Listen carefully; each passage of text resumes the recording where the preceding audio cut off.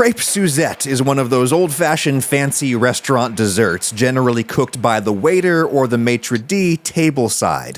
It's very possible to do at home for a special occasion, date night situation. First, you have to make crepes, which are super thin French-style pancakes. Grab a microwave-safe bowl with a spout on it, ideally. Throw in like a tablespoon of butter and melt that.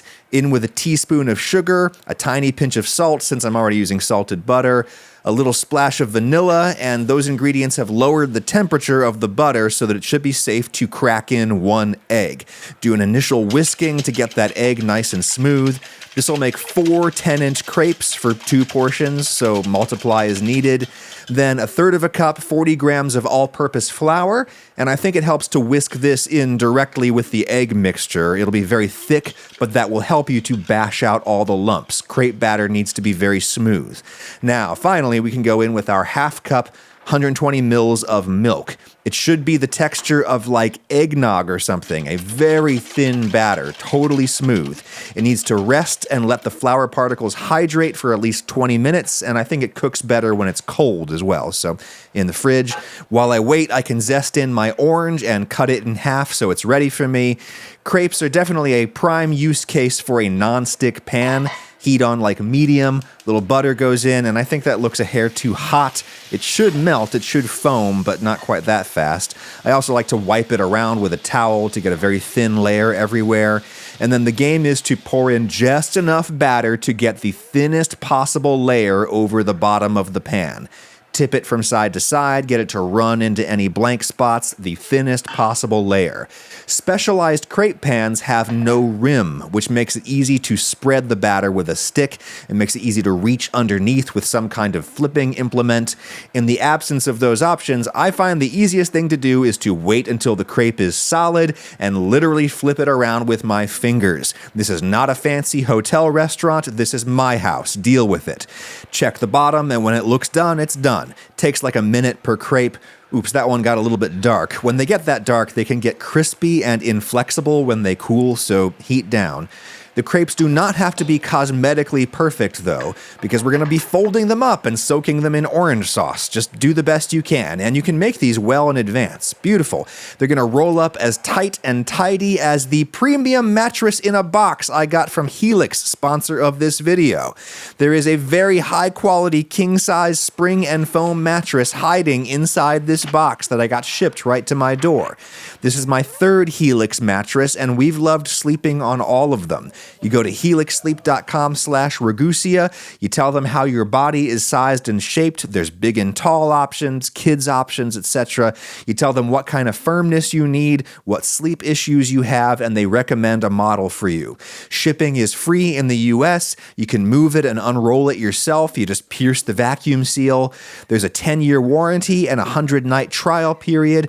Financing and payment plans available. The Black Friday sale is running now for a limited time. Hit my QR code or visit helixsleep.com/Ragusia. Get 25% off your mattress plus 2 free pillows and receive a free bedding bundle with your Luxe or Elite order. I have a Luxe, as luxurious as Crêpes Suzette, which I do not recommend eating in bed, but I do recommend this bed. Thank you, Helix. When you're ready for dessert, switch to a wider pan, and probably better if it's not non-stick because it's going to get super hot.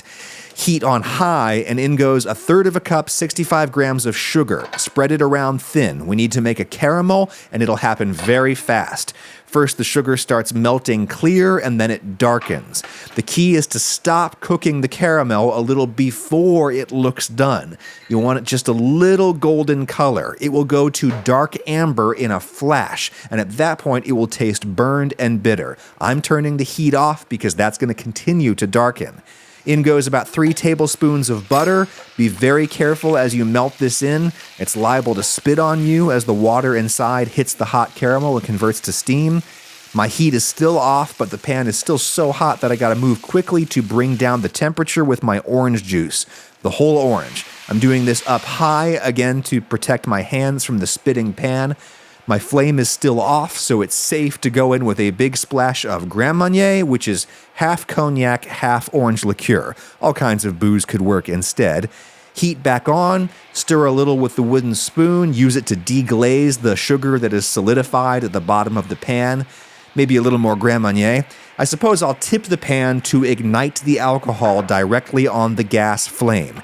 In the restaurant, they mostly do this for show because it's cooked tableside, but if you're cooking on gas, there's a good chance it's going to ignite whether you want it to or not, so you might as well do it intentionally so that you won't be, surprised by it. On an electric burner, you don't have to flambe at all unless you want to hit it with like a long match. Lots of alcohol is going to evaporate no matter what you do as you boil this down to a syrup. It's trailing when I scrape the bottom with the spoon. It'll thicken more as it cools, so I am done. Heat off. This is when I stir in my orange zest. The less you cook it, the more orangey it tastes and the less bitter. I'd do a pinch of salt if I hadn't already used salted butter. I also like a little lemon or lime juice at the very end to brighten it up. Oranges are not very acidic, so stir that in. Again, if you just use your hands, it's so much easier to maneuver the crepes in here.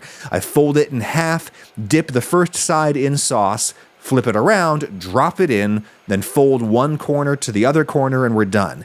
If you just juggle things around, there should be plenty of room in the pan to repeat that procedure on all the other crepes. Fold in half, dip side one, flip around and drop, fold over into quarters.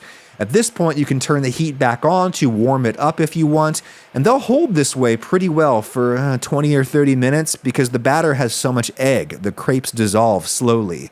There really is no clean way to lift these out to a plate. You're going to need to wipe the plate no matter what, but the cleanest way is to get under the crepe with a spatula, slide it out, to a plate, and then traditionally you garnish with vanilla iced cream. Drizzle your leftover sauce on top. Yes, I have made that sauce purely to have with ice cream before, but the crepes are awfully nice too and very civilized. Anything with thin layers feels fancy. Turn your house into a snooty old hotel tonight with Crêpes Suzette. Don't light yourself on fire.